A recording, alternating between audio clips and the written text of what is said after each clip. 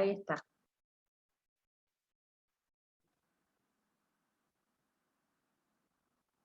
Ahí parece que sí, ¿no?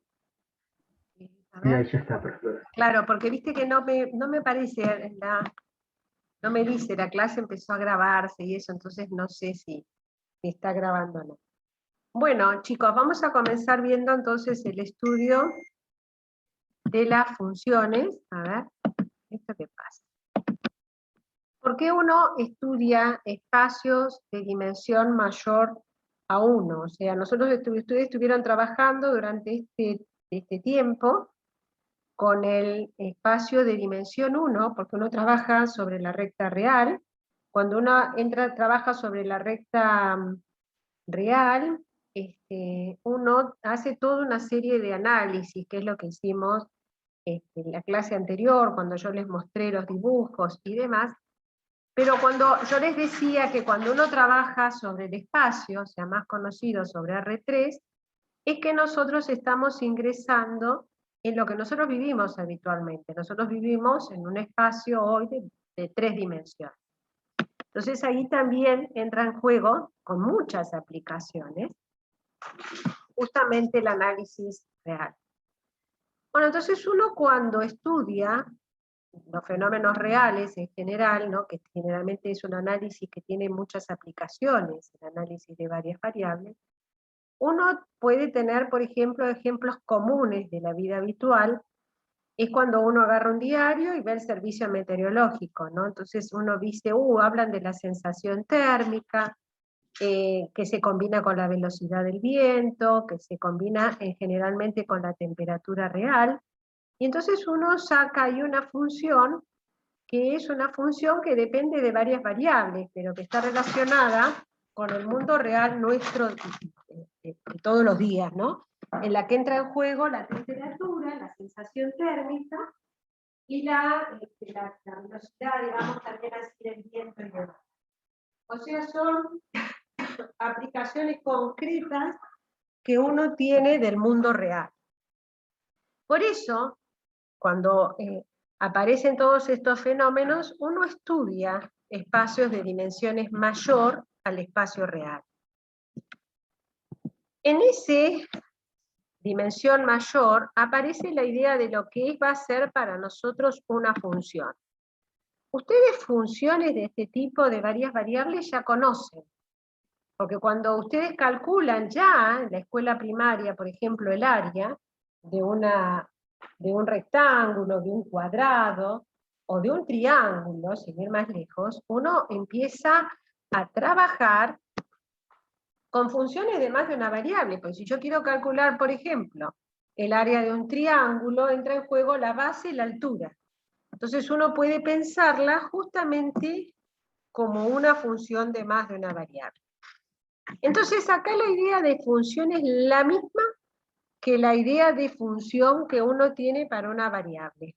Es una función real de n variables, va a ser siempre una regla que va a asignar una n upla ordenada de números reales, un único valor real.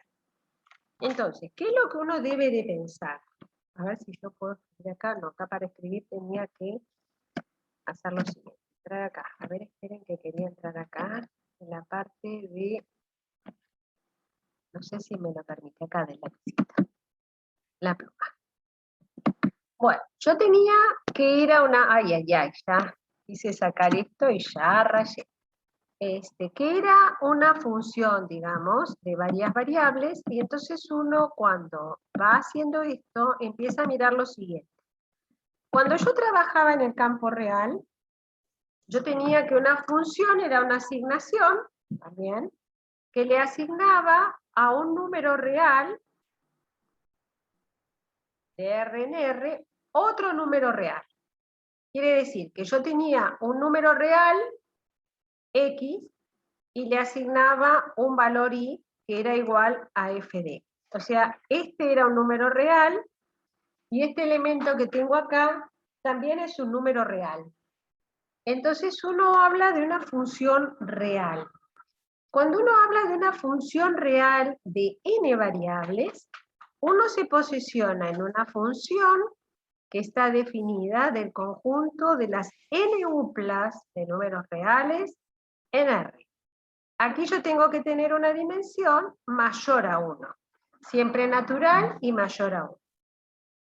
Un elemento que está en R a la n es una n upla, x1, x2, xn.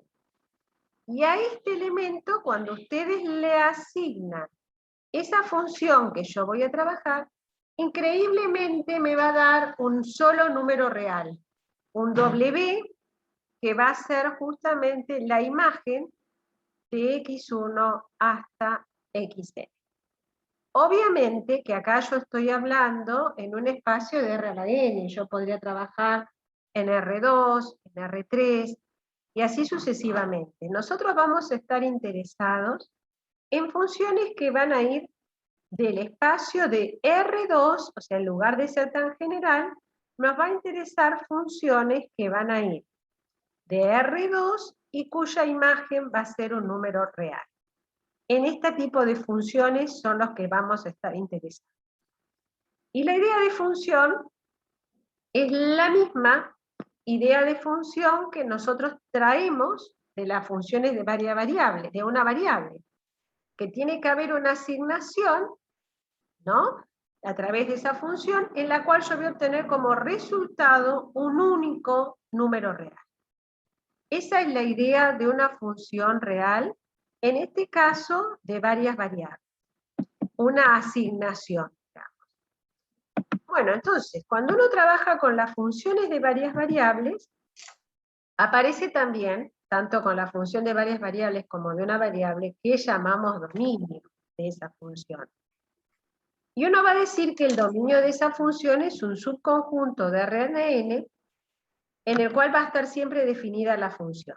Ustedes saben que yo tengo que averiguar en los dominios cuando yo tengo una función bien definida.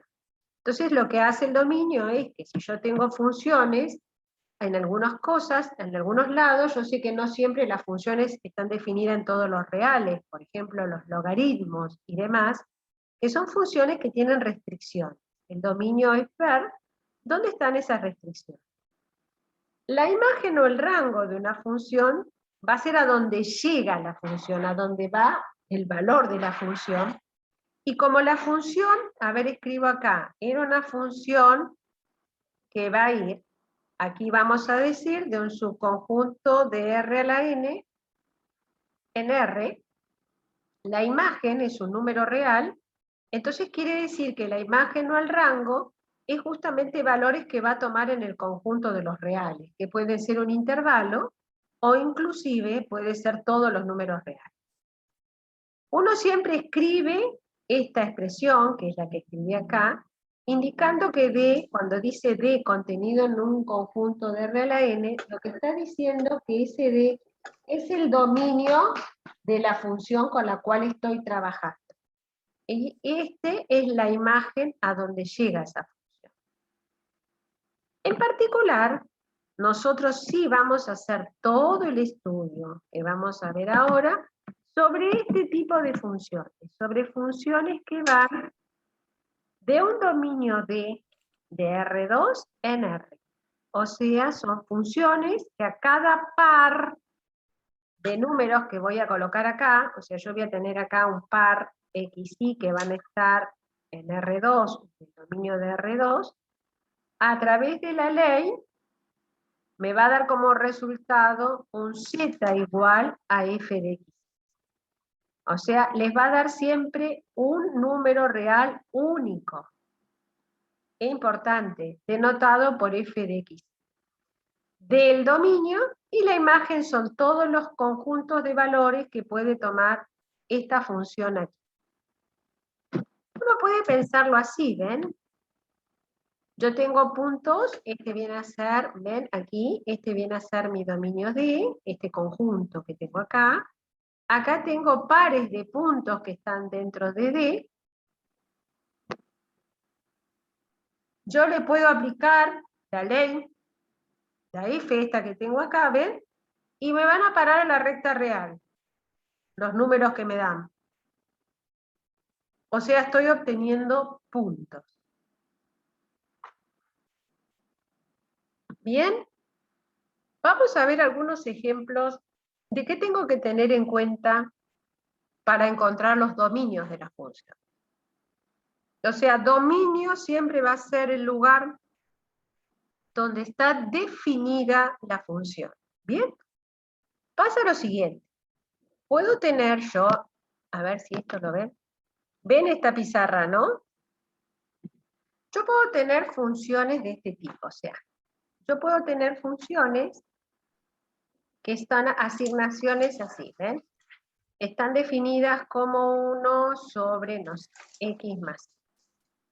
Entonces me dice, bueno, encuentre usted cuánto vale f en 1, 1, cuánto vale, no sé, f en 2, 0, cuánto vale f en 0, 0. Entonces vengo yo, esta z, esta viene a ser la función f de x. O sea, uno le llama z a la imagen, pero es una función que tiene una ley. Que la ley que yo estoy trabajando es que va a ser 1 sobre x más. Entonces vengo aquí y digo, bueno, la ley dice que va 1, y si evalúo en el punto 1, 1, significa que x vale 1 y que y vale 1. Entonces vengo aquí y digo, bueno, es 1 más 1, y esto les va a dar un medio. Si evalúo en el punto 2, 0, esto me va a quedar 1 sobre 2 más 0. Esto me queda también, ¿ven? Un medio. Pero si evalúo en el punto 0, 0, me queda 1 sobre 0 más 0. Y esto como valor numérico, yo sé que no existe. ¿Por qué no existe? Porque el 0, 0 no puede estar en el dominio de la función. O sea, x e y no pueden valer 0. Ahora bien, ¿son los únicos valores que no puede tomar x y no puede tomar y? ¿Qué pasa si yo tomo el valor f de 1 menos 1? Si vengo, digo, tengo 1 en x menos 1 en y. Tengo la misma situación. O sea que este punto tampoco está en el dominio, o sea, no existe esta función. Este resultado me da algo que no existe, porque ustedes saben que la división por 0 no existe. Entonces, cuando yo tengo este tipo de funciones u otras en las que interviene el cociente, aquí es donde entran en juego los dibujos que yo estuve aprendiendo a hacer. Yo tengo que ver que para que esta función exista, el dominio dirá que x más y debe ser distinto de 0. No pueden valer 0. ¿Cuándo ocurre eso? Ocurre cuando y tiene que ser distinto de menos x. Porque si y es distinto de menos x, porque fíjense en acá, cuando vale y igual a menos x, no existe. ¿Y dónde están esos puntos si yo lo tengo que dibujar? Yo tengo que dibujar el dominio de esta función, ¿ven? Inclusive no va a estar el 0. Voy a tratar de ver si podemos dibujar el dominio, que ese es el trabajo que nos va a convocar y nos va a llevar un tiempito a hacerlo, porque nos vamos a tener que recordar, por así decir, todos los dibujos que ustedes vieron en el análisis. Entonces, la matemática 1. Cuando ustedes vienen acá, esto es y, esto es x, la recta igual a x es esta que está acá, pero la recta igual a menos x es esta que está acá. O sea, es la recta que está en contrapartida a la igual x. Entonces, cuando vengo, dibujo la recta que pasa por igual a menos x, que es esta. Está acá, y la sigo para allá, a la recta. Y esta es la recta igual a menos x. Igual a menos x. Pero ¿qué pasa? Los puntos que están en el dominio son los que no están en esta recta. Quiere decir que si yo tengo que marcar el dominio de la función, tendré que marcar todos los puntos que están por encima de la recta, porque acá seguramente va a haber función. De hecho, fíjense que en el 1, 1 hay función. que en el 2, 0 hay función, pero en el 0, 0 no. Y todos los puntos que están por debajo. O sea, estas funciones están en el dominio. Lo que no está en el dominio es esta recta. Que esta recta es como que de toda la recta real yo tengo que sacarla. Entonces, si yo tengo que escribir, digamos así, el dominio de esta función, lo que voy a hacer es lo siguiente. Voy a decir que el dominio de esta función que yo estoy trabajando acá, estoy explicando porque esto siempre lleva un trabajito, el dominio de esta función va a ser el conjunto de los pares x, y que están en el plano, tales que el y no puede valer x, o sea, y tiene que ser distinto de menos x. Entonces, acá no solo yo tengo que saber cómo dibujar la función, como en este caso, para ver cuál es el dominio, tengo que dibujar el conjunto entero que hace el dominio de la función. ¿Se entiende?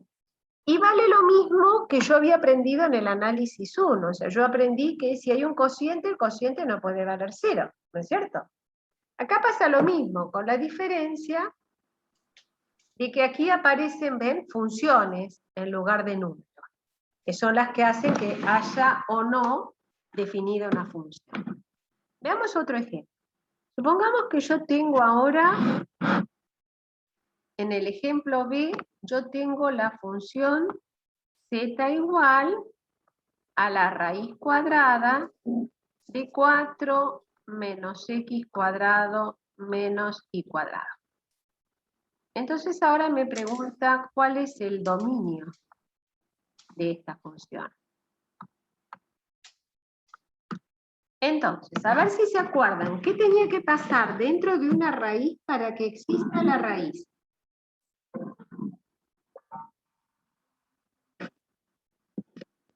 Que sea positiva. ¿Positivo o? Cero. O sea que lo que está dentro de la raíz, que es todo esto, debe ser 4 menos x cuadrado menos y cuadrado debe ser mayor o igual a 0. Muy bien. Y esto es lo que yo tengo que ver, qué es lo que simboliza este dibujo. Entonces vengo acá y yo conozco esto, 4 mayor o igual que x cuadrado más y cuadrado. Esto, si fuera una igualdad, ¿sería la ecuación de qué cosa?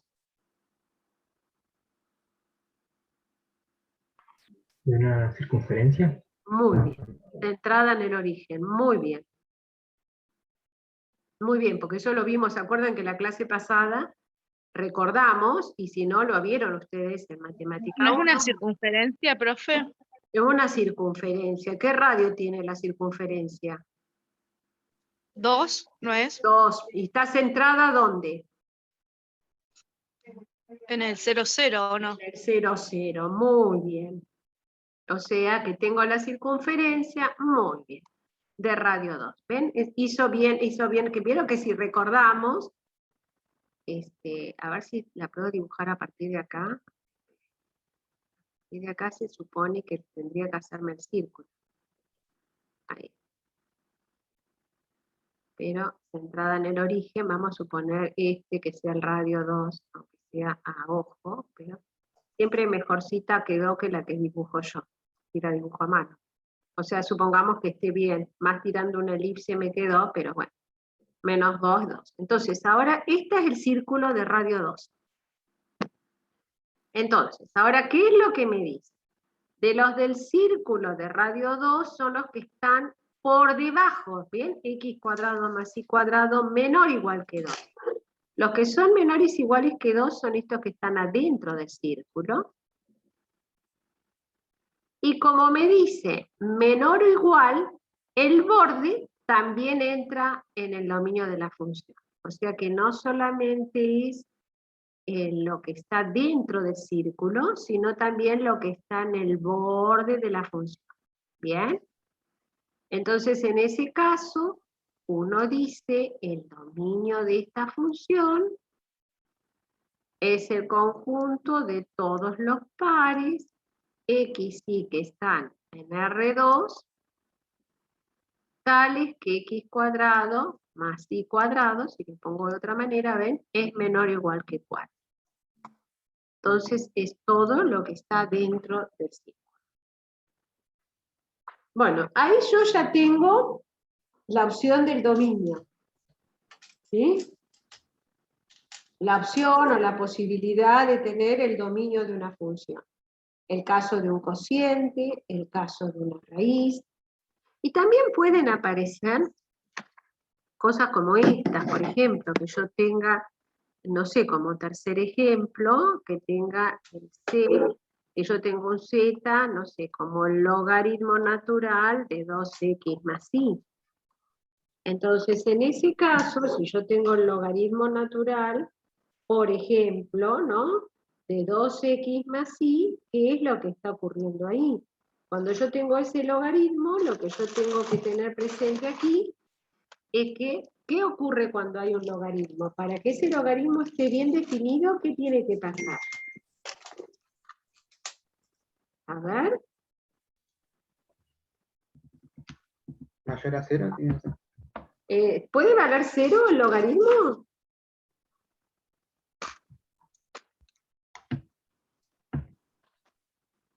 ¿Eh? No, profe. No, entonces lo que está aquí adentro, ¿cómo debe ser? Mayor a 0. Eso es lo que tienen que considerar. Entonces voy a considerar que el i tiene que ser mayor que menos 2x. Entonces, si vengo y trato de dibujar, lo que yo tengo que trabajar es una recta, y la recta con la cual estoy trabajando tiene que ser tal que son los i mayores que menos 2x. O sea, voy a venir acá, aquí, este era el i, perdón,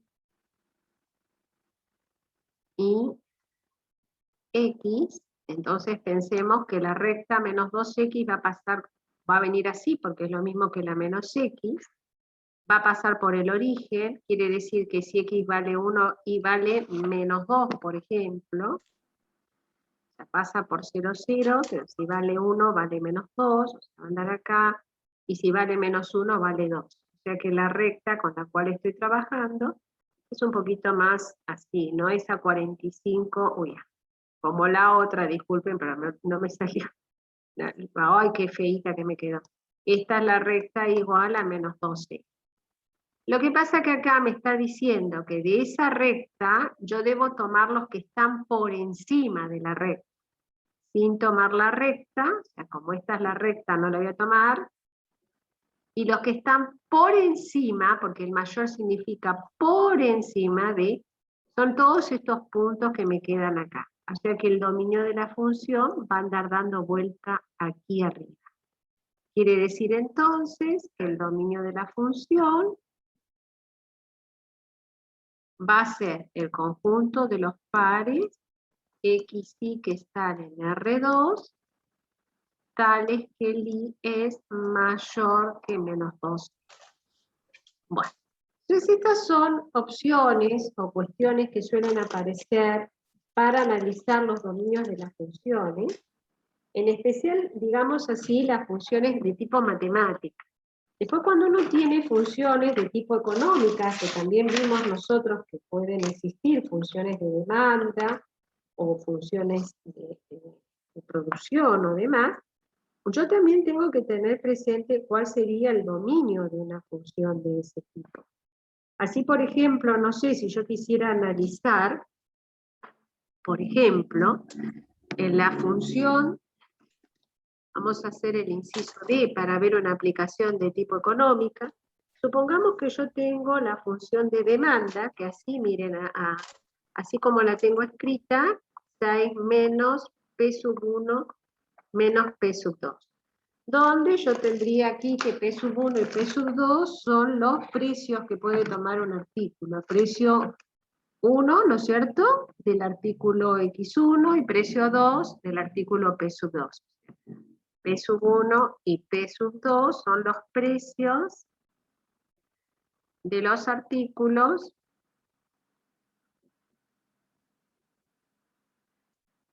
X1 mayúscula y X2 respectivamente. Entonces, si yo tengo esto, chicos, así a simple vista, matemáticamente, esto no tiene ningún problema ni ninguna restricción.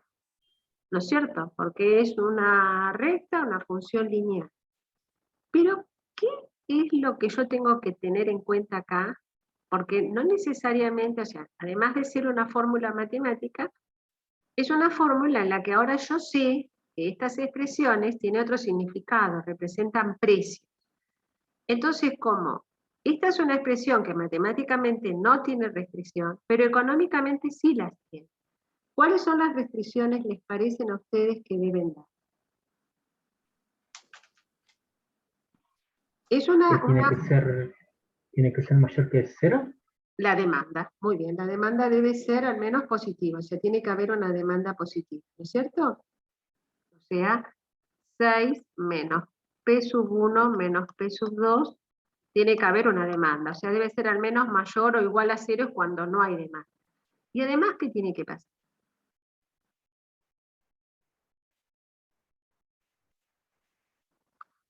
La demanda seguramente va a ser positiva, y además, ¿qué tiene que pasar? P sub 1 y P sub 2, ¿qué son? Son precios. Tienen que ser Entonces, mayor a 0 también. muy bien, muy bien. Son precios y por lo tanto, P sub 1 debe ser mayor, a lo mejor puede ser que no me interese el artículo 1, o sea, puede ser igual a 0, no pague, o bien el P sub 2 lo mismo. ¿Ven? Si bien no tiene un significado matemático, no tiene matemáticamente ninguna restricción, desde el punto de vista económico sí la hay. Los precios deben ser positivos y además tiene que pasar esto. Cuando esto ocurre, yo aquí tengo que definir cuál va a ser mi variable dependiente o independiente. En este caso puedo decir 6 menos P sub 1 mayor o igual que P sub 2. Entonces, puedo considerar, ahí para considerar ese dominio, puedo considerar a lo siguiente. Vamos a dibujar. Puedo considerar, ¿y qué dominio me voy a tomar, no? Tengo esto aquí, entonces ahora pienso en lo siguiente. Pienso en que, ¿ven? Este es X, perdón, P sub 1, y este es P sub 2. Bien, porque depende de P1 y P sub 2. Podría haberlo puesto al revés. O sea, podría haber llamado P sub 1 a uno y P sub 2 al otro. O sea, ustedes van a decidir o definir quién va a ser para ustedes la variable dependiente o independiente. Esto que está acá, yo identifico que es una función lineal, por ende representa la ecuación de una recta. La recta corta en el eje P sub 2, cuando P sub 1 vale 0 en 6, y si P sub 1, a ver, si tengo que P sub 2 vale 0, P sub 1 vale 6. O sea, es esta, la recta que pasa por 6, 6. Esperen, a ver.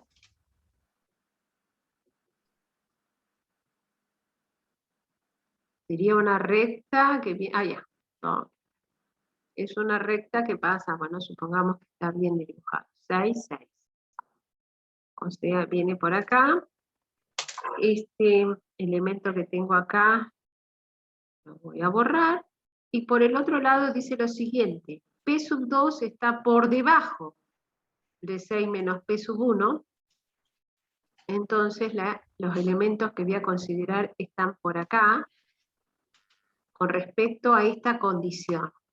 P sub 2 está por debajo de la recta.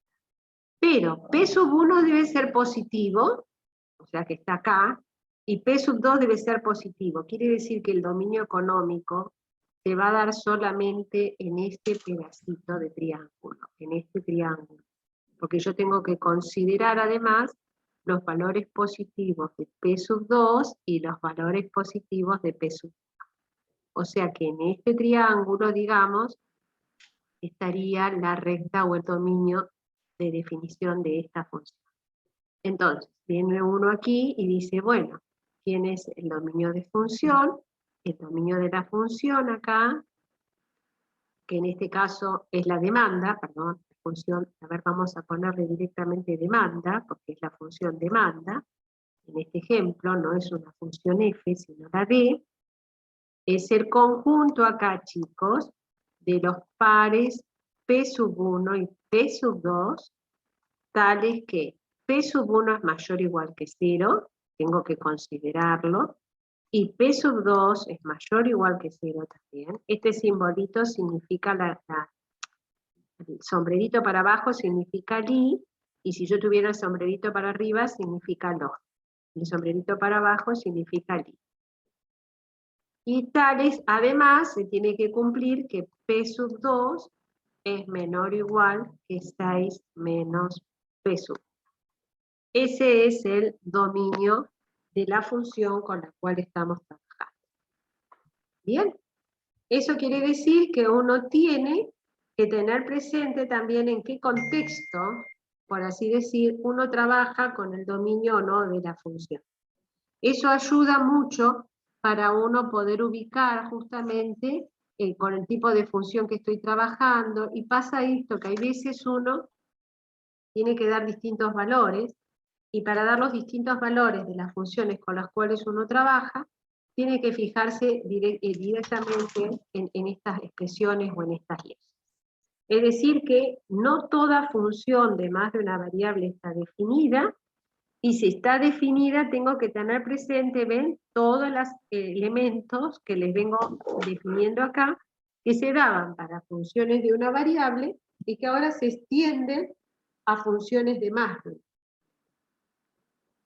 ¿Bien? ¿Alcanzaron a copiar todos?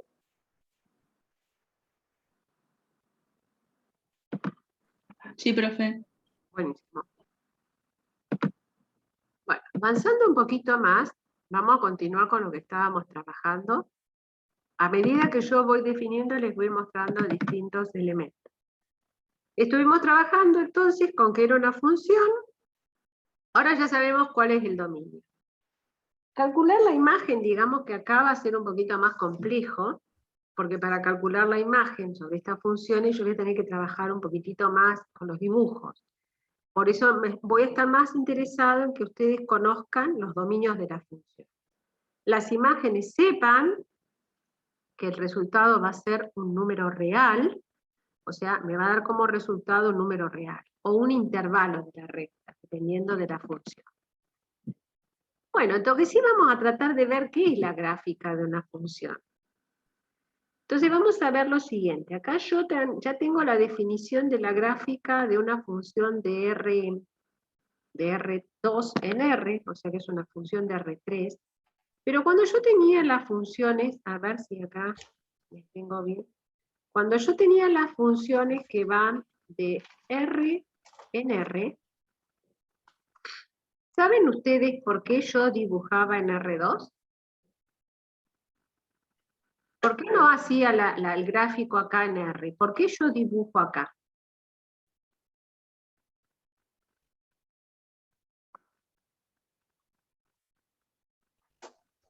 ¿Se acuerdan?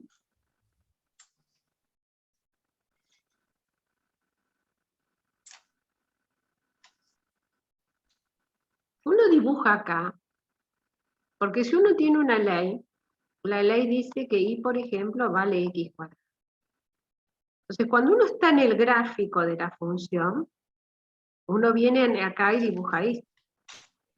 ¿Y por qué dibuja esto? Porque cada uno de estos puntos que están acá son pares del tipo x cuadrado. O sea que siempre y vale el x que está acá, y la imagen vale el x cuadrado. Porque eso dice la ley, que para cada x que pertenece a los reales, acá al revés, la ley dice que el y vale x cuadrado. O sea, es un número real. Y tiene que ver con esto, ¿no? Con las dimensiones del espacio. Real de espacio de dimensión 1, va a la imagen real, y entonces va a parar a una función de R2. Cuando yo trabajo con una función que va de R2 en R, va a estar en R2, tengo que generar un sistema de coordenadas. Este está acá, el de R2. Y el de R me va a dar la altura. O sea, este es un sistema a donde yo, en X y Z, es el sistema donde voy a dibujar estas funciones de R3. Quiere decir que la gráfica de una función de dos variables siempre es aquellos conjuntos de puntos que están en el espacio, que van a tener coordenadas X y Z, tales que X y están en el dominio. Es verdad, porque los dominios para mí estaban acá, ¿ven? En R2, y la función es una Z de igual a f de X. ¿Qué generan estas funciones? Estas funciones generan superficies en R3. Siempre les van a generar superficies en R3. ¿Dónde qué cosa pasa? El dominio, yo lo tengo acá. El plano este plano que ustedes tienen acá, que era el que ustedes conocían de la matemática 1, es este que está acá. Este plano es este que ustedes van a ver en el piso. O sea, en el piso donde yo estoy pisando está el plano XY. Cuando yo me paro, tengo una altura, y ahí viene, estoy sobre una superficie de R3. En general, uno dibuja estos gráficos en R3, y uno los piensa como superficies. O sea, yo todo el análisis que voy a hacer, ya no lo voy a hacer en curvas. Las curvas van a indicarme el dominio, ¿ven? Un subconjunto. Por eso vimos anteriormente que las curvas eran un subconjunto de R2, el dominio, y en ese dominio yo obtenía justamente lo que nosotros conocemos como regiones del plano. Me dan regiones del plano. Vamos a ver cómo dibujamos superficies. Miren, la mejor manera de dibujar superficies, a mi gusto, es trabajar con un graficador. Si ustedes pueden hacerlo, es fácil porque el GeoGebra es un graficador que está gratis, y en este graficador ustedes pueden ver, por ejemplo, en la primera instancia, ¿ven? Esto tiene la posibilidad de que yo lo puedo girar, y aquí tengo el sistema tridimensional, ¿no? Y también yo puedo hacer esto, o sea que puedo ver, miren ustedes, las trazas de los dibujos en R2. O sea, lo que genera la superficie, ese es otro tema que van a trabajar en un ratito, vamos a trabajar, cómo se genera la superficie abajo, en el piso. Pero uno tiene que entender primero qué es lo que yo dibujo aquí. Este espacio, en este es R3, R3 tiene un sistema de ejes coordenados, en general uno lo ve así, eje X, eje Y y eje Z. Son todos mutuamente ortogonales, eso significa que están a 90 grados todos. En el piso, ven, tienen 1, 2, 3 y 4 caras, y si ustedes dan vuelta, van a ver sobre Z, depende cómo yo me vaya moviendo, van a seguir teniendo otras 4 caras abajo o arriba. O sea que se dice que este sistema tridimensional tiene 8 octantes. Hoy a ustedes no les va a interesar saber los octantes porque no vamos a integrar, pero en eso consiste un espacio tridimensional, y también tener un octante. Aquí es fácil, porque una superficie de R3 es una Z igual a una X cuadrado más Y cuadrado, y así sucesivamente. ¿Cómo puedo dibujar? Yo utilizo una forma de dibujar sencilla. Aquí tienen un teclado, entonces ustedes separan en la entrada, y toda función que aparezca de varias variables tiene que tener al menos más de una variable. Por ejemplo, Z igual, no sé, vamos a poner una función lineal, no sé, X más Y más 3, por ejemplo, un plano, ¿ven? Y si yo tengo eso, la entrada, no quiero crear deslizadores, simplemente quiero dibujar, a ver, Z, acá no sé qué le puse, a ver, esperen, X más Y más 3, Z más, acá, esperen acá, es X más Y, acá, más Z, más 3, ahí podría ser igual a 0. A ver si me lo dibuja acá. Ahí está. No quiero generar deslizadores. O no puse Z. Esperen que yo acá parece que la Z no la puse. A ver, ay, no veo bien con este lente. A ver si tengo el otro. Z. Ah, no. Puse X más Y. No creo deslizadores, porque necesita deslizadores en el caso. Claro, la variable no está definida. Bien. O sea, bueno, me aparecen estas cosas. Z más X más Y, a ver, igual a 3, a ver si esta me la toma esta entrada. No creo deslizadores, cancelo los deslizadores. ¿Por qué no me la tomó? ¡Ay, qué mal! A ver, esperen, estoy... Y si lo pongo Z igual, ¿por qué no me tomó antes? A ver, igual a X más Y más 3, a ver ahí. No me los toma. No sé qué me está fallando, a ver. A ver acá, no me lo toma. A ver, vamos a mirar qué me pasó. Z igual a 5, a ver, esperen aquí. Algo me pasó. Ah, miren, me tomó X1, pero si yo tomo X1 no es esto, en R3. A ver, el I1, Z1, a ver, bueno, vamos a dibujar una. Ya va a aparecer, no sé qué toque más. Vamos a dibujar acá, a ver, con barra de entrada. Una parábola, a ver qué me pasó aquí, que me desapareció la barra de entrada. Vista, barra de entrada. Vista, a ver si tengo el teclado. Bueno, vamos a dibujar una parábola clásica en R3.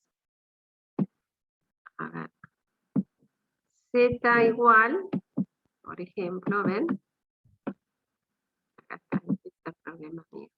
Igual a X cuadrado. Para poner el cuadrado tengo que poner esta pestaña, si no me dibuja el plano, al cuadrado, ahí está.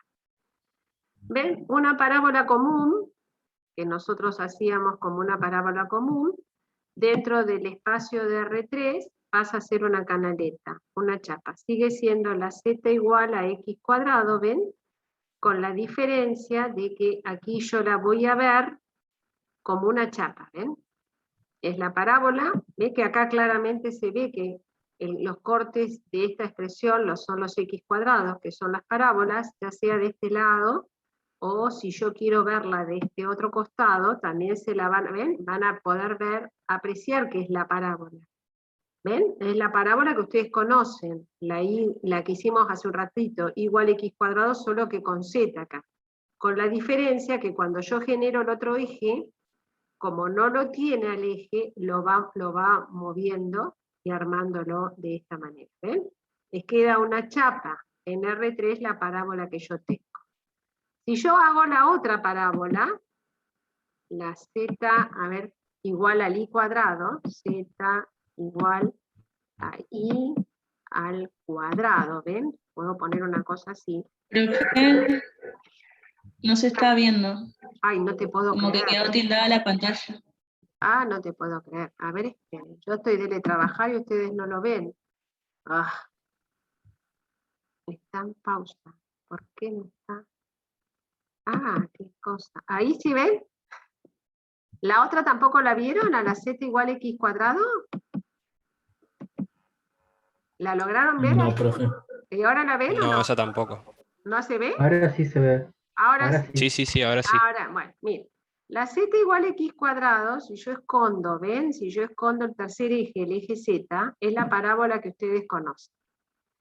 Como yo necesito el eje Z, porque yo estoy moviendo esta parábola en el espacio, cuando lo voy generando al eje Z, fíjense en cómo la parábola, ¿ven? Va tomando sobre el lado verde, ese que está faltando ahí, sobre el lado verde va tomando cuerpo, y genera una chapa. ¿Vieron la chapa canaleta que uno conoce, que uno ve? Esa es la parábola Z igual X cuadrado. O sea, sobre el eje que falta, yo generé, en lugar de tener, chicos, una curva, como la curva Z, ¿ven? ahí estoy teniendo los distintos cortes, a medida que me muevo, ¿ven? Estos son los cortes del frente, los que me muestran directamente la parábola en el eje XY, pero cuando yo le doy la altura o me voy moviendo sobre el Z, la parábola se va desplazando y genera una chapa. Si yo en lugar de esa parábola dibujo la parábola Z igual a I cuadrado, obtengo la chapa sobre el otro lado, ¿ven? Sobre el otro cuerpo. Que si yo la miro acá y la cierro de vuelta, ¿ven? Sigue siendo la parábola, le cambié el eje y en lugar de ser Z igual a X cuadrado, es Z igual a Y cuadrado. Cuando le voy generando el tercer eje que le voy generando, ¿ven? Ya tiene la altura y vuelve a ser la otra canaleta. Si yo la parábola que yo tengo acá, la veo ahora como vista negativa, o sea, supongamos que yo la veo como Z igual, a ver, Z, a ver si está acá el teclado, porque no lo veo. Z igual a menos X cuadrado, que no encuentro el teclado, así que le voy a poner X por X. Si yo la veo a esta otra, a Z igual a menos X cuadrado, acá está el teclado. Cuando yo la tengo a esta expresión, a ver, miren que voy a poner el tecladito acá, no me aparece. Z igual a menos X por X, obtendría la otra traza o la otra parábola que aparece en la tercera instancia que tengo acá, que es la otra que está acá. Si yo voy haciendo y dibujo todas las parábolas juntas, tanto una como la otra, cuando las junto generan un cuerpo que ya tiene otra historia, ya aparece un cuerpo, ¿ven? Ya es una superficie. Las chapas ya trabajan o pasan a ser, ¿ven? Una superficie. Generan este elemento que tengo acá, que si yo lo quiero ver mejor y dibujo las dos parábolas juntas, por ejemplo, dibujo la Z, a ver, esperen que esto lo tenía en mayor. Z igual a X cuadrado más Y cuadrado, por ejemplo, Z igual, considero las dos, ¿ven? X por X más Y por Y, otra manera de ponerlas, ¿ven? Ahí generé la copita, que sería la otra superficie, ¿ven? Que uno tiene en R3, miren ustedes, cuyo corte en el plano, miren cuál es el corte en el plano. El corte en el plano es un círculo. Y ahora vamos a ver qué es lo que se llama corte en el plano. Eso es lo que yo veo en el plano. Si yo la bajo, la proyecto y le quito la altura, es una circunferencia. Es la forma X cuadrado más Y cuadrado de un círculo. Cuando yo le doy altura, ¿ven? Esa circunferencia va subiendo y se transforma en lo que ustedes conocen como la copa. Bueno, y así como estas expresiones, ustedes todas las funciones que les puedan aparecer en el gráfico o en el práctico, uno puede dibujarlas y ver justamente cuál es el dibujo. En general son superficies con las que estamos trabajando. O sea, esa es la gracia que tiene este análisis. Yo estoy trabajando sobre hechos concretos que conozco, superficies que conozco. Lo que estoy mirando acá abajo, cuando yo genero así, miro proyecciones. Esto que está acá, que son las proyecciones, es lo que yo miro en el plano XY. ¿Bien?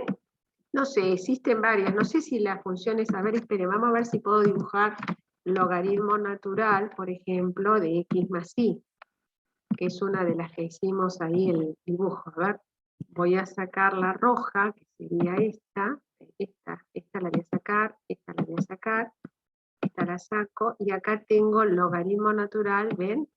Del X más Y. Miren ustedes, ¿no? La forma es como la del logaritmo, ¿ven? Pero la diferencia que la fórmula, que es como la del logaritmo, a pesar de ser como el logaritmo, ¿ven? Genera una placa. Así con la forma, vieron que el logaritmo tiene esta forma, ¿no es cierto? La forma del logaritmo, si yo lo tengo que ver, es esta.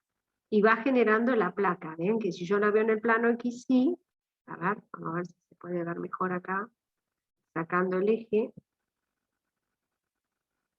Bueno, lo que me dice acá que el X más Y, ven, está dibujada en la recta es igual a x menos y, ¿ven? Está dibujando ese dominio, y ahí está teniendo el dibujo. Que yo después lo voy sacando, ¿ven? Y este es el dibujo del logaritmo en 3 variables. Y si yo dibujo, por ejemplo, vamos a sacar y vamos a poner la raíz que hicimos antes, z igual, a quien yo le encontré el dominio, que dije que era todo lo que estaba dentro del círculo, menos x por x, menos y por y, este que está acá, pero era SQRT, SQRT, así se escribe la raíz, de 4 menos x por x menos y por y. Si yo tomo eso, a ver si me lo toma, ahí está, comando desconocido. ¿Por qué? SQR, entonces, uno de los, a ver, acá, a ver si acá me lo toma, o este está acá, comando desconocido. Ya, ¿cómo me tomas la raíz? A ver, no me acuerdo. SQRT, no es en el otro graficador, ¿y acá cuál es? Acá, raíz. Lo toma como raíz, a ver si me lo toma verdaderamente. No, porque este es para un polinomio. Espere, sí, lo toma como una función, acá, lo tengo que poner como una función. Bien, extremo inferior, acá, ok, y extremo superior. A ver, espere. La voy a hacer variar entre 4 y menos 4. A ver si me la toma acá. No, no me lo tomo. ¿Por qué no me toma la raíz? A ver, espere. Eso es lo que me quedé pensando aquí. A ver si la vista, no sé dónde perdí el teclado ahora. Ese es mi problema. A ver, espere. Ahí hice líos. Ya hice líos. Quería ver cómo dibujar la raíz, pero no recuerdo acá el comando, porque el SQRT era lo que yo siempre dibujé. RT, sí, con minúscula era, ¿ven? Ahí. SQRT de 4 menos x por x, que es el x cuadrado, menos el y por y. Ahí está, ¿ven? Yo no... SQRT es solamente que yo lo dibujé lo escribí con mayúscula, así que la raíz es SQRT con minúscula. Bueno, ahí tienen, miren, es la mitad de una esfera el dibujo en R3. ¿Ves? Yo lo hice esto está definido, ¿ven? Claramente está definido entre 2 y menos 2, todo lo que queda dentro. Se ve, ¿no? El dibujo que está entre 2 y menos 2. ¿Ven? Es un casquete, un pedazo de una esfera. Y si yo lo busco y lo proyecto, ven, en R, el dominio es justamente el círculo de radio 2. ¿Se ve? Justamente el dominio quedó bien marcado como el círculo de radio 2. O sea que realmente tiene muchas ventajas el hecho de saber dibujar una superficie, porque quiere decir que yo puedo, cuando dibujo esta superficie a simple vista, digamos, hacer todo un paneo, no solamente del dibujo, sino también del dominio de la función. Bueno, esto era más que todo a título informativo, para que sepan que estamos trabajando sobre funciones. La verdad que es súper interesante trabajar con las superficies, hay muchos programas, inclusive hay programas que son gratis igual que el GeoGebra, y que además de usarles esto, después les van a calcular muchas funciones y demás cosas que ustedes van a ver dentro de lo que estamos trabajando ahora. Pero tiene que quedarnos claro entonces que la gráfica de una función es algo que está en R3. Esto es importante, ¿no? Porque una vez lo toman en los finales o pregunta, ¿dónde dibujo? Estoy calculando la derivada de qué cosa. Bueno, de un elemento que está en R3, que es un dibujo de R3, una superficie de R3. ¿Bien? Bueno, entonces cuando ya tengo quién es la gráfica, y ahora tenemos que pensar en lo siguiente. Hay una cuestión que usan mucho ustedes en economía, que es la representación gráfica de las curvas de nivel que siempre están en el dominio de la función. Ustedes lo utilizan, por eso, bueno, particularmente más que saber, pero Uno tiene que saber también que estoy trabajando sobre una superficie y que lo que hago en la superficie es proyectarla en el plano XY y lo que obtengo es una curva de nivel. La curva de nivel es la función de dos variables al conjunto de todos los puntos tales que a la función la voy a mandar a un número k. O sea, si a mí me dan una ley, no sé, supongamos que me dan las leyes que venimos trabajando, que hemos venido trabajando, como la z igual, ¿ven?, a x cuadrado más y cuadrado, lo que dice las curvas de nivel es que a la z yo la voy a llamar k, la voy a intersectar con un número k. K va a ser x cuadrado más y cuadrado. O sea que quiere decir que a esta yo la introduje intersectando con z igual a k. Z igual a k es un plano constante paralelo al plano XY. Por eso, si esta era la superficie que ustedes venían trabajando, que les mostré recién, esta superficie era esta copa, posesionando el sistema de ejes en X y Z. Cuando yo le doy el valor K a Z, K es una constante que va a valer Z. Eso genera algo así y así, que es un plano. Corta la copa en una circunferencia, que es esta circunferencia que está acá, y la curva de nivel lo que hace es lo que vine haciendo yo con los dibujos antes, proyectar ese corte en el plano XY. O sea, esas proyecciones del corte en el plano XY son las curvas de nivel. En este caso, las curvas de nivel van a darme circunferencias que tienen radio K, o sea que quiere decir que todos los círculos que están centrados en el origen serán las curvas de nivel de esta superficie. Toda una serie de círculos. Acá corté con uno, si vengo y corto con otro acá, obtengo otro corte. Cuando lo proyecto aquí abajo, veo la otra circunferencia. O sea, en conclusión, son todas circunferencias concéntricas. K no puede valer 0, porque si vale 0 me da un punto, y K no puede ser un número negativo, porque si K es negativo, no tiene soluciones, porque nunca va a ser x cuadrado más y cuadrado igual a 0. Esas son las curvas de nivel. ¿Qué características tienen estas curvas de nivel? ¿Por qué uno las estudia? Las curvas de nivel es increíble, pero ustedes cuando se van a hacer un electrocardiograma, lo que hace la persona que está tomando la sonda es calcular dos elementos importantísimos y fundamentales del análisis de varias variables. Una son las curvas de nivel que generan los latidos del corazón, y la otra es una derivada, que ustedes no la ven, que trabajan los ingenieros, que son las derivadas direccionales, que miden más precisamente la dirección máxima justamente de esas curvas de nivel en relación a lo que yo tengo del corazón, o sea, donde el corazón está teniendo su máximo desempeño o su mínimo desempeño. Para eso sirven las curvas de nivel. Pero también tienen otras aplicaciones. ¿Ven? Acá yo tengo curvas de nivel, ¿ven? Que yo voy haciendo los cortes en diversas proyecciones y voy viendo para los distintos valores de K estas curvas de nivel que tengo. Que a veces aparecen estas curvas de nivel en los diarios, cuando ¿qué cosa nos anuncian?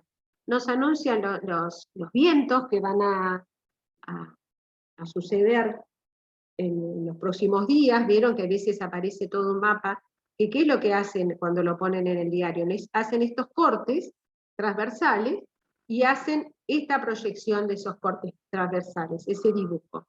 Estas son las curvas de nivel de los cortes que hacen sobre los distintos terrenos.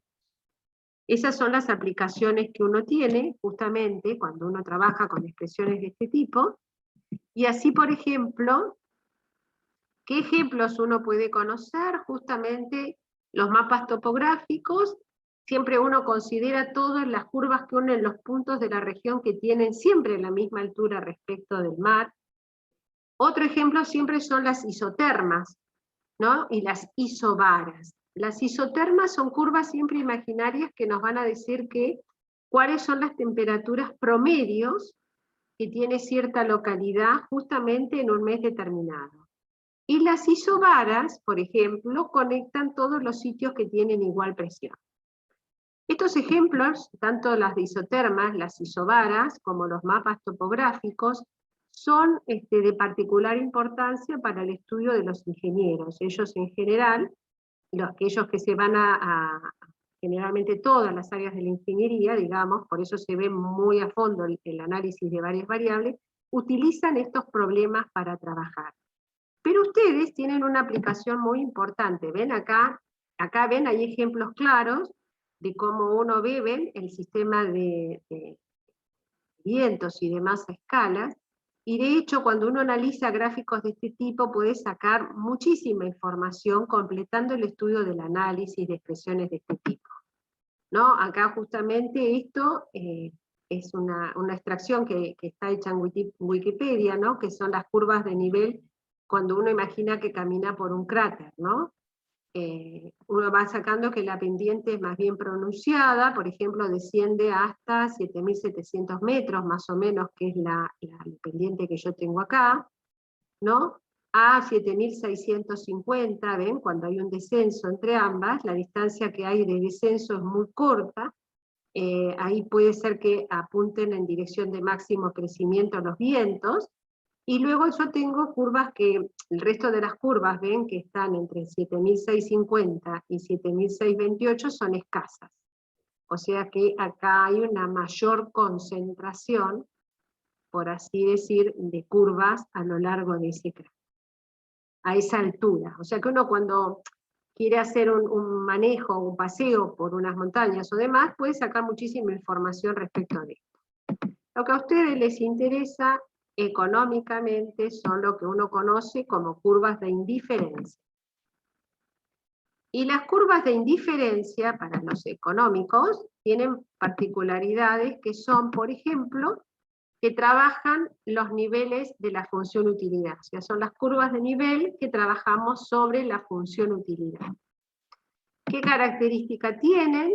Uno siempre tiene un consumidor que tiene una renta monetaria, que dispone y gasta, por ejemplo, en el consumo de dos bienes a dos precios, ¿no? O sea que tengo la función de utilidad, una utilidad que depende de Q1 o Q2. O sea, esto representa los diversos niveles que tienen de preferencia o satisfacción al distribuir los gastos entre dos bienes. O sea, ahí voy a tener dos bienes y yo voy a distribuir mis gastos.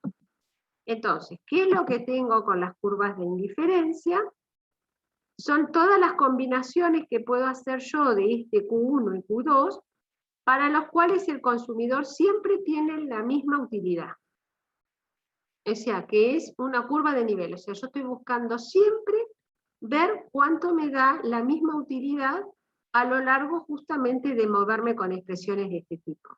Matemáticamente yo tengo que poner una constante K acá, porque es lo que tengo que hacer, es un corte, y yo voy a decir que son todas las canastas, esas curvas de indiferencia, que dan al individuo igual nivel de satisfacción. Vieron que cuando yo dije recién en una montaña, son todas las curvas que están a igual nivel, por ejemplo, del mar. Bueno, acá la posibilidad que tienen es que dan al individuo siempre el mismo nivel o igual nivel de satisfacción. Y así, por ejemplo,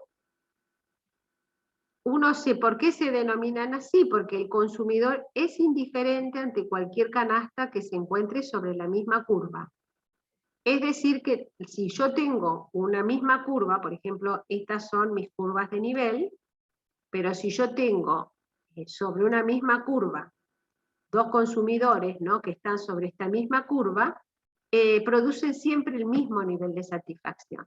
Aunque fueran productos distintos que están sobre la misma curva, a un consumidor le producen el mismo nivel de satisfacción. En esa es la idea que yo tengo que tener. ¿Y qué es lo que tengo que hacer para encontrar las curvas de indiferencia? Un mapa. El mapa de indiferencia, que va a ser esto, ¿no? El conjunto de todas las curvas de indiferencia del consumidor, que son las que van a generar lo que uno conoce como mapa. Uno genera un mapa con todas las curvas de nivel. Pero bueno, aquí ya no es tan sencillo, bueno, poco es como, no deja de ser sencillo en el caso de las ingenierías, o sea, siempre estoy al mismo nivel del mar. o estoy buscando que las temperaturas, cuáles son las temperaturas alrededor de cierta región. Acá es lo mismo, ¿ven? Pero tienen esta, porque acá yo, ¿qué es lo que tengo que tener presente? Que yo estoy hablando de cantidades, o estoy hablando de precios, estoy hablando de costos cuando hablo de productos. Por lo tanto, siempre las curvas de indiferencia van a estar comprendidas en el sistema de ejes positivos. ¿Y qué otra cosa tengo que tener presente? Siempre indican, en las que son más altas, ¿ven? Las curvas que son más altas, indican un nivel más alto de satisfacción o utilidad. Por ejemplo, acá, esta curva de indiferencia más alta es la 4, esta indica un mayor nivel de satisfacción, por ejemplo, que la curva 2. Y la 2 tiene una mayor satisfacción que la curva 1. O sea, pero fíjense que yo no estoy saliendo de acá. O sea, tienen mayor satisfacción cuanto más altas son las curvas.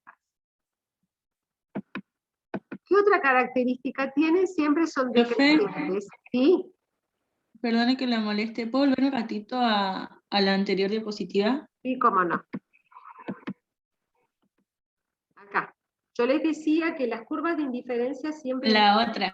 La anterior, el nivel Sí. más alto que tengo de satisfacción.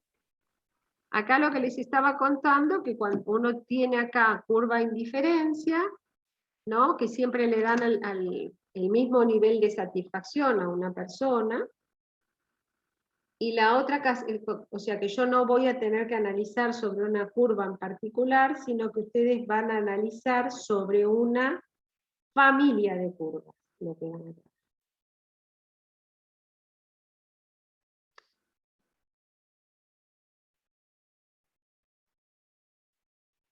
Listo, profe, gracias. Bueno, no, está bien. Entonces acá les mostré la satisfacción, cuanta más alta la curva es mejor la satisfacción, ¿no? Tienen un mayor nivel de satisfacción. Pero bueno, no son cualquiera las curvas. Tienen que tener características y que las curvas de indiferencia son decrecientes y el conjunto de curvas de indiferencia es creciente de acuerdo al nivel de utilidad, que es lo que hice antes. O sea, mayor nivel de utilidad, por ejemplo acá, ¿ven? Hay mayor satisfacción, pero todas las curvas, como curvas matemáticas, digamos, son curvas decrecientes. Otra característica que tienen es que no se intersectan jamás, o sea, no se van a cortar.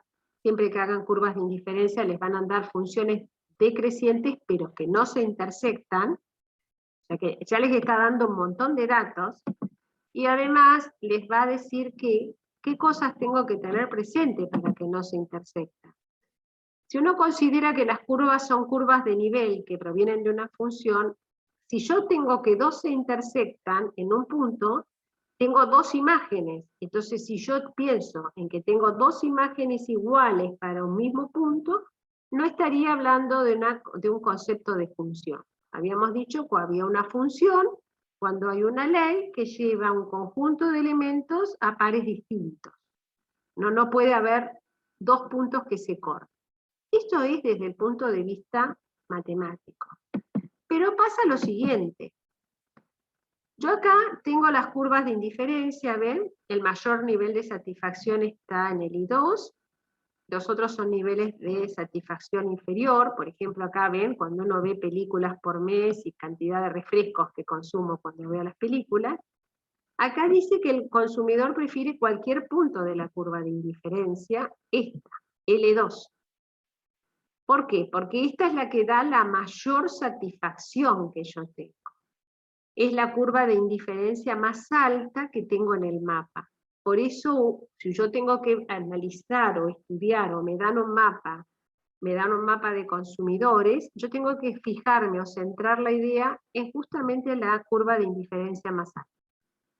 Entonces esa es la que me va a dar la mejor, ¿no? La aproximación, al menos, o la mejor idea de lo que una persona, digamos así, tienen el nivel de satisfacción de determinados productos. Acá compara dos productos o tres, o sea, y ahí yo puedo tener la mejor satisfacción, la obtienen cuando están justamente con las películas que corresponden a la línea 2.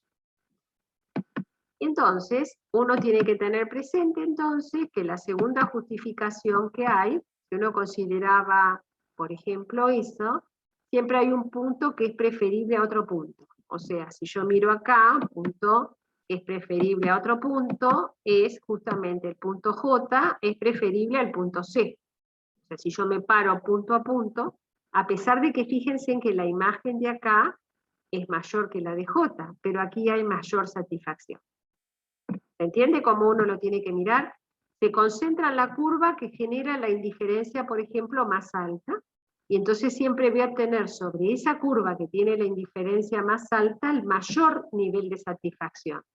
Entonces, por más que el punto matemáticamente, ven, aquí sean coordenadas más alto que este, en coordenada I, por ejemplo, la mayor satisfacción siempre está sobre esta curva. O sea que no interesa, las otras tienen nivel de satisfacción menor. O sea, eso me tiene que servir cuando a mí me den curvas. Todos los puntos de L2 son preferibles a los de L1, y si las curvas se cortaran, al consumidor le sería indiferente escoger entre la combinación de bienes del punto y la combinación C y J. O sea, no tendría mucho sentido. Prefiere JC por estar J, la curva más alta. Así ese punto no puede existir. O sea, no puedo tener un punto de corte, porque no tiene sentido, digamos, la interpretación que yo necesito. Y otras características que tienen que tener las curvas de nivel es que es cóncava hacia arriba siempre, como las que mostré. En general son de las líneas casi parecidas a las hipérbolas que mostré ahí, y que siempre uno tiene que considerar que el análisis de una curva de indiferencia se va a analizar realizando la pendiente y la concavidad de la curva de indiferencia. O sea, voy a cortar siempre, ¿ven?, la función con una función u de Q1, Q2 igual acá, y a partir de ahí me va a quedar una función que depende solamente de una variable. Y ahí voy a tener que ver todas las características de la función. Este concepto de curva de nivel también se le aplica a varias curvas o funciones económicas. Por ejemplo, cuando ustedes trabajan con las curvas de nivel de la función de producción, ahí están hablando de las isocuantas, y cuando uno trabaja con la función de costo total, está hablando de los isocostos. O sea que las curvas de nivel las van a seguir viendo cuando vean matemática aplicada, la matemática financiera que tienen, y van a trabajar ahí, por ejemplo, las funciones a veces de producción, que son lo que nosotros desde el punto de vista matemático uno le llama la isocuanta, y la función de costos, que uno es la que conocen como la función de isocostos. Lo que vamos a ver ahora en ejemplos es cómo vamos a ver justamente las características que hicimos de estas funciones de indiferencia. Chicos, ¿tienen algún parcial ustedes en estos días? Que he notado que hoy hay muchos menos. ¿O será por lo que van a rendir el viernes? Bueno, vamos a avanzar. El sábado igual tenemos, profe. Es increíble cómo se nota, chicos, cuando tienen que rendir parciales. Y el jueves igual, profe. El jueves también. Sí, es una lástima. Bueno, entonces yo mañana voy a hacer una cosa, porque si yo sigo avanzando, mañana tendría que empezar límite, pero si tengo mucho menos de la mitad de los que vienen, prefiero darles consulta. Avancen sobre la consulta. Vamos a avanzar sobre la consulta, ¿les parece? Mañana hasta donde nos dé el tiempo. Y bueno, entonces la semana que viene ya empiezo límite y empiezo a avanzar. Porque si no, si vienen muy poquitos, se pierden todos la clase, aunque quede la grabación igual, ¿no? Ya estoy al día con las grabaciones. Bueno, vamos a ver un ejemplo de curva de indiferencia. Vamos a mirar cómo veo la curva de nivel, y qué características de las que habíamos visto teníamos que tener. Yo tengo que la función de utilidad con la que voy a trabajar tiene la regla 10 menos x1 menos x2. Tengo dos tipos de bienes, tengo el bien de la vestimenta, por ejemplo, y los electrodomésticos. Entonces voy a decir que x1 es la cantidad de vestimenta, de vestimenta en esta función. Y voy a decir que X2 va a representar, en este caso, la cantidad de electrodomésticos. Voy a ver con qué estoy más satisfecho. Bien. Entonces, vamos a tratar de trabajar, ¿no?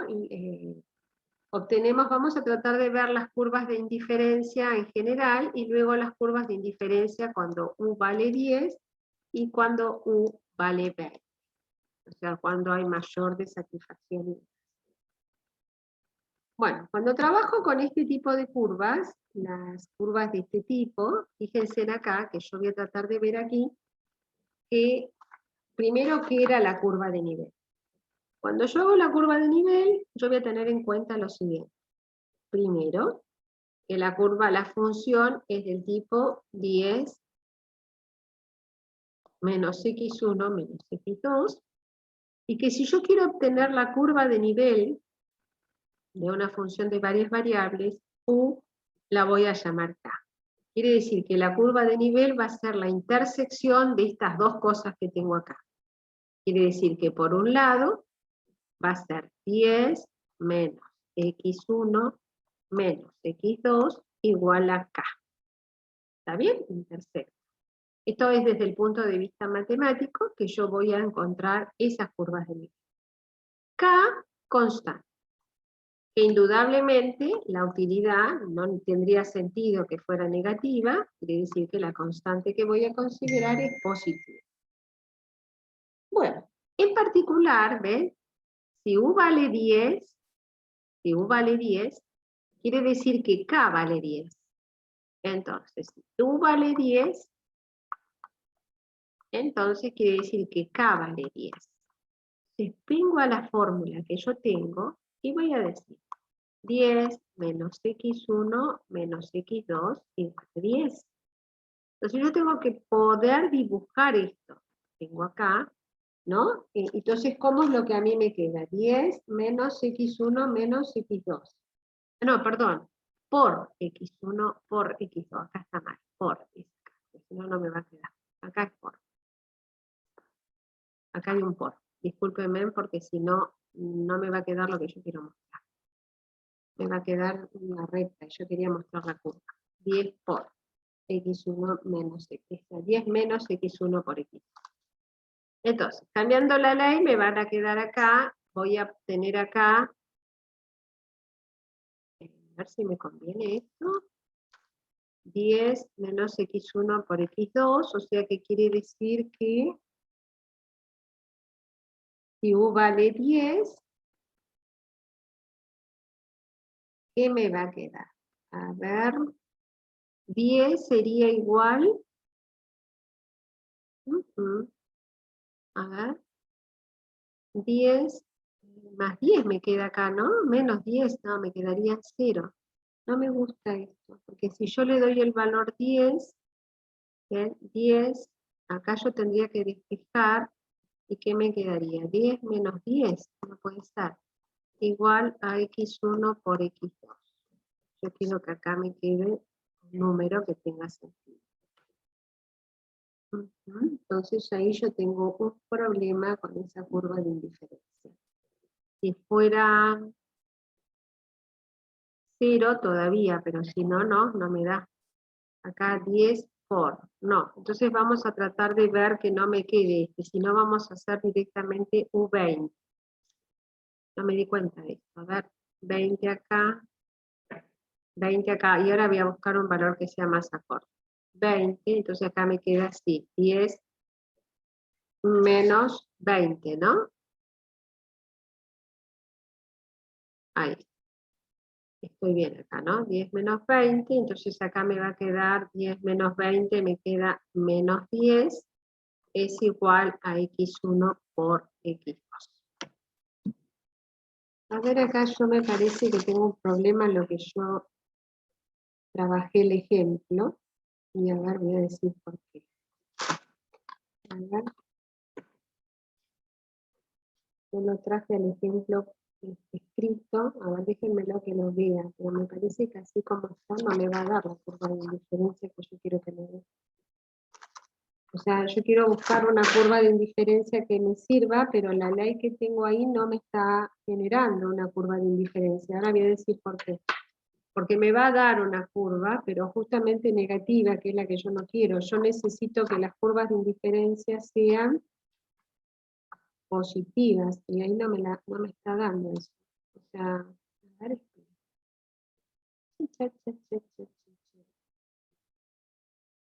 X1 no, X2 tampoco. Sí,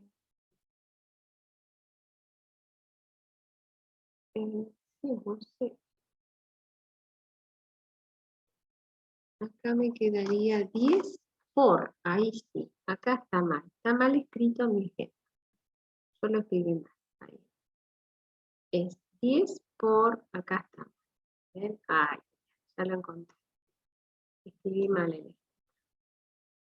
Ahora voy a explicar por qué. Voy a dejarlo ahí, pero para que ustedes vean por qué me di cuenta. La curva de indiferencia, para que me quede bien, tiene que ser 10 por x1, x2. Pero les puede pasar a ustedes también, entonces voy a explicar qué pasa. Si yo quiero dibujar esta función que está acá, miren lo siguiente, despejo x2 de acá, y me va a quedar x2 igual a menos 10 sobre x1. Ahora voy a decir por qué yo me di cuenta que esto no estaba bien escrito. Si ustedes dibujan esta curva, vamos a usar el GeoGebra para dibujar en 2D, para no tener que trabajar demasiado, pero vamos a mirar esto. Si yo trabajo con la vista en gráfica 2, cierro esta, están viendo esto, ¿no? Cierro esta y digo lo siguiente, yo voy a dibujar, no sé, igual a menos 10 dividido x, por ejemplo. Cuando yo trabajo con esta curva, ahí por eso me di cuenta, ¿ven? Si ustedes miran esto, las curvas me van a dar justamente decrecientes, perdón, tenían que ser crecientes, en este lugar, a donde yo tengo valores negativos. Por lo tanto, yo no puedo tener, ahí está el error que yo tengo en el dibujo, perdón, yo no puedo tener negativa el término este que yo había copiado acá. No puedo tener negativa esta expresión, porque si eso pasa, yo estoy analizando fuera del rango o del dominio de la función que necesito. Por eso me di cuenta que no puede pasar que eso sea negativo. Entonces, si yo trabajo con el 10 positivo, ahí sí tiene sentido. Y si la forma es esta, va a ser 10, x1, x2, no más ni menos. Entonces, si u vale 10, como en el ejemplo que tengo acá, vamos a hacer otro ejemplo. Si u vale 10, ¿ven? Si u vale 10, k vale 10, y acá la ley cambia. Entonces no me va a quedar negativa, sino me va a quedar la ley como corresponde. Ahí está. Si k vale 10 y u vale 10, y la función es 10 x1 por x2, esto va a ser igual a 10. Ahí está. Entonces yo puedo despejar x2 como 10 sobre x1. En general las curvas de indiferencia son hipérbolas, chicos. Y las hipérbolas son tales que están desde este lado que tengo acá. El 10 sobre x1 son curvas así. Si yo hago u igual a 20, que es la otra que me piden, me va a quedar 10 x1, x2 igual a 20. Quiere decir que x2 va a ser igual a 20 sobre 10 x1, y acá me queda 2 sobre x1. Es decir, que si yo hago 2 sobre x1 es un poquitito más alta que la otra. Las pueden dibujar ustedes en el GeoGebra. Esta es cuando u vale 20 y esta es cuando u vale 10. Ahí. Me di cuenta por eso, porque no puede haber, supongamos así, valor negativo, Porque si hubiera valor negativo acá, las curvas quedan acá y acá. Cuando el valor es positivo, como el que yo estoy trabajando acá, la curva llega acá, puede verse o puede verse acá abajo. O sea, son simétricas con respecto a así, ¿no? A este eje. Y si tomo las negativas, son simétricas en el segundo y el cuarto cuadrante. Y a mí me interesa solo las que están en el primer cuadrante. ¿Y qué características tienen? ¿Ven? Son curvas de este tipo que no se intersectan, ¿no? Este es una función de tipo normal, o sea que las gráficas no tienen ningún inconveniente, son iguales, la mejor satisfacción está aquí, la curva de mejor satisfacción está justamente acá, cuando U vale 20, es cuando hay mayor satisfacción respecto de U valiendo 10. Y la curva tiene justamente esa forma que estoy encontrando ahí. Otras curvas que suelen aparecer son las curvas de transformación del producto, que son similares a las curvas de indiferencia. ¿Me entendieron esto acá porque hice el cambio? ¿O no me lo entendieron?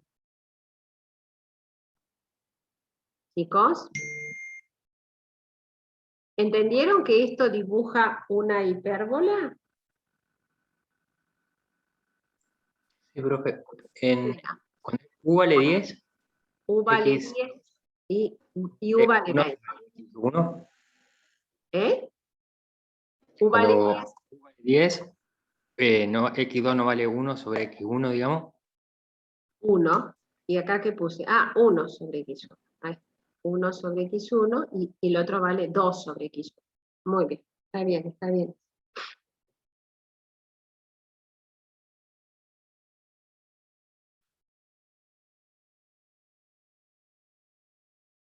Bueno, vamos a ver otro problemita de este que trabaja con funciones de curvas de nivel y que dice lo siguiente. Con una cantidad de X,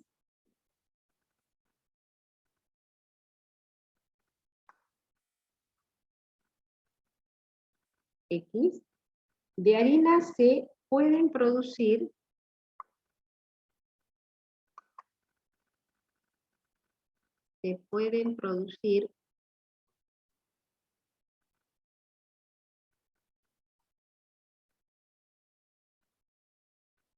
tortas y pan.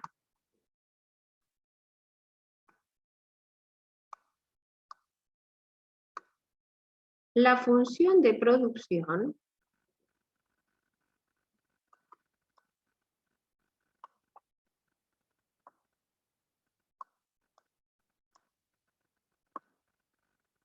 conjunta es, miren que son funciones que intervienen dos variables, x igual a 6 veces q sub 1 más 3 veces q sub 2 al cuadrado. Donde Q1 y Q2 son las cantidades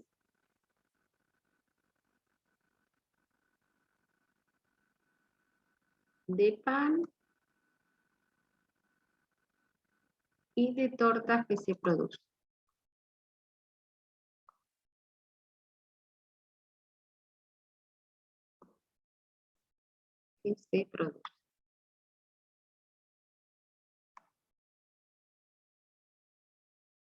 Entonces, calcular las curvas de transformación, dice,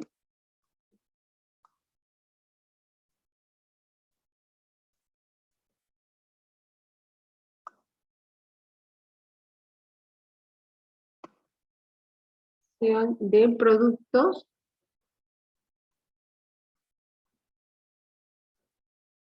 para x igual a 30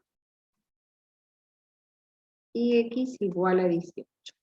Entonces lo que está pidiendo es el nivel 30 y el nivel 18 de esa función que yo tengo ahí.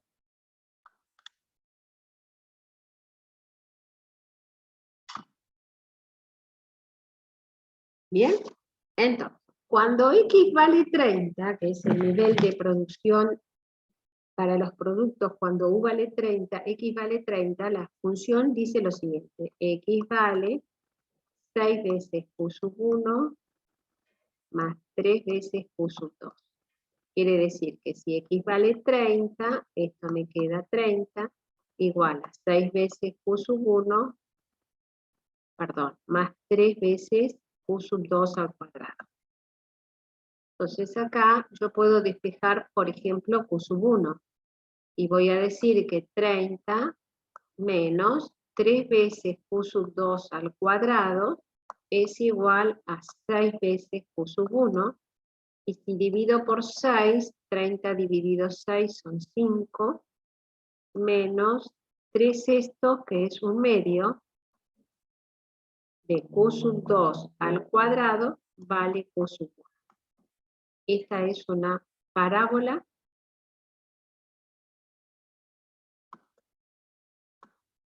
negativa acá, o sea, para abajo.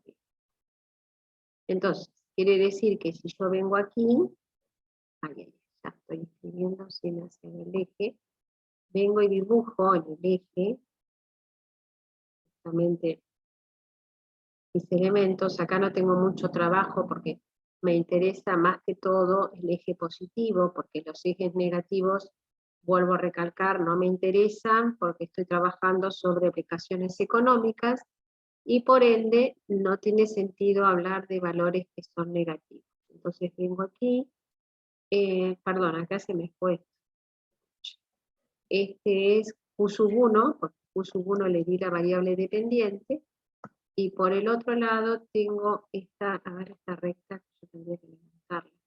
Bueno. Y acá tengo Q sub 2. Entonces, que es la otra expresión que a mí me interesa, y este sería Q sub 2. Es una parábola negativa. A ver, si yo la hago a Q sub 1, 0, la raíz, el vértice de esta parábola es menos b sobre 2 por a, que b vale 0, o sea, está en 0, 5. Acá está. En 5, y la raíz de esta parábola debe estar, cuando esto se hace 0, a ver, menos 5, se hace 0, me va a quedar menos 1/2 de Q sub 2 al cuadrado, igual a menos 5, 5 por 2, 10, raíz de 10 y menos raíz de 10. O sea que vengo acá y acá tengo la primera curva. Esta es cuando Q vale, X vale 3. No me interesa el desempeño de la parábola sobre el otro lado ni demás, porque no olviden que a mí solo me interesa el valor positivo de la expresión. Bueno, luego me dice el problema que tengo que analizar cuando el nivel de satisfacción vale 18, entonces si yo vengo aquí y trato de ver cuando vale 18, a ver, vamos a ponerlo por acá, que no me moleste la expresión, entonces aquí voy a considerar que vale 18, o sea que 18 es X, está 6Q1, 1 menos más 3Q2 al cuadrado. Entonces si despejo Q1, me va a quedar menos B 6 veces Q1, igual a 18 menos 3Q, no, perdón, acá está mal. Acá quise hacer el despeje mal, acá me quedó 18 menos 3Q2 al cuadrado, es igual a menos 6 veces Q1. ¿Estoy bien acá, chicos? ¿Sí, no? Acá me parece que me confundí. No, está bien. No, y acá me quedó 6 veces Q1. 18 dividido 6, porque es positivo Q1.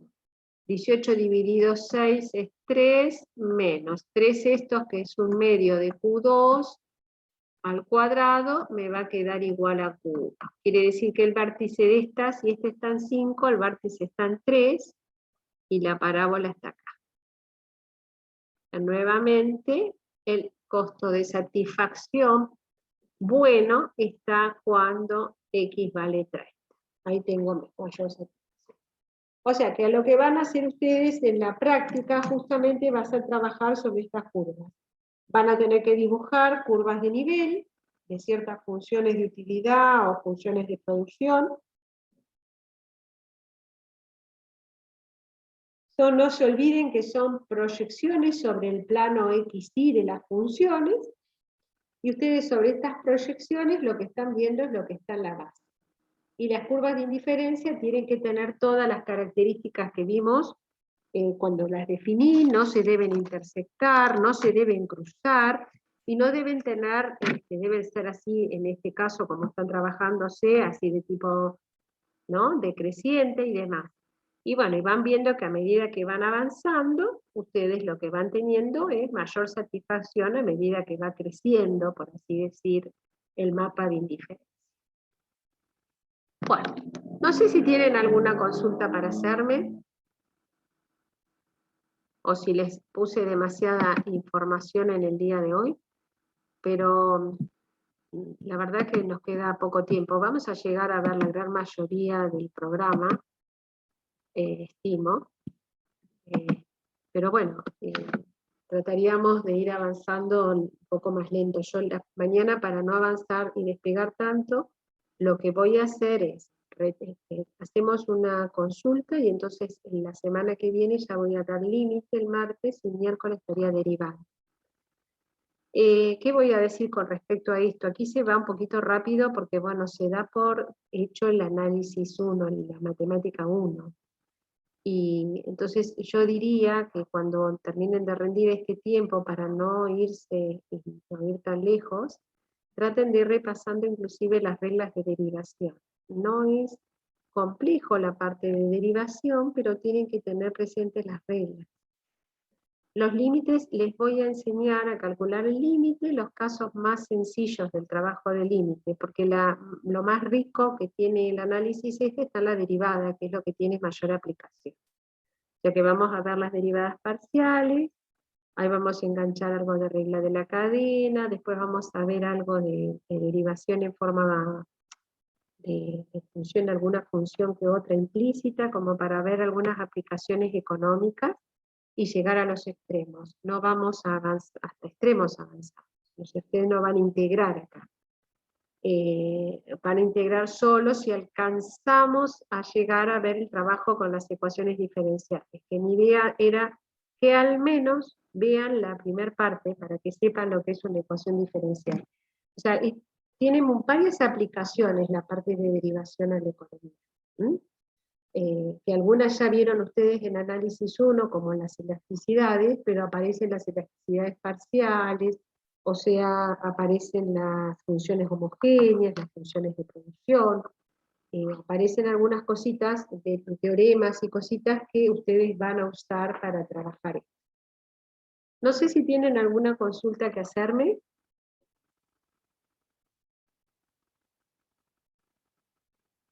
Bueno, si no hay consultas, entonces nos estaríamos viendo mañana, ¿les parece? Sí, profe. Bueno. Entonces ustedes mañana organicen sus consultas. Yo lo que sí les voy a pedir, que yo no tengo ahora, es la carpeta por ahí de la práctica. Yo la había dejado, me parece, en la universidad el año pasado. No sé si tengo impreso todos los prácticos. Por eso, de todas maneras, pero ustedes tráiganme los prácticos, tráiganme los enunciados de los ejercicios. Eso necesito. Porque si los tengo que tener cargados en los archivos que tengo acá, pero para no ir y venir y volver a ir, si ustedes me traen los enunciados, yo trabajo sobre el enunciado. ¿Bien? Ok, profe. Buenísimo. Bueno, chicos, nos estamos viendo mañana. Los dejo libres entonces.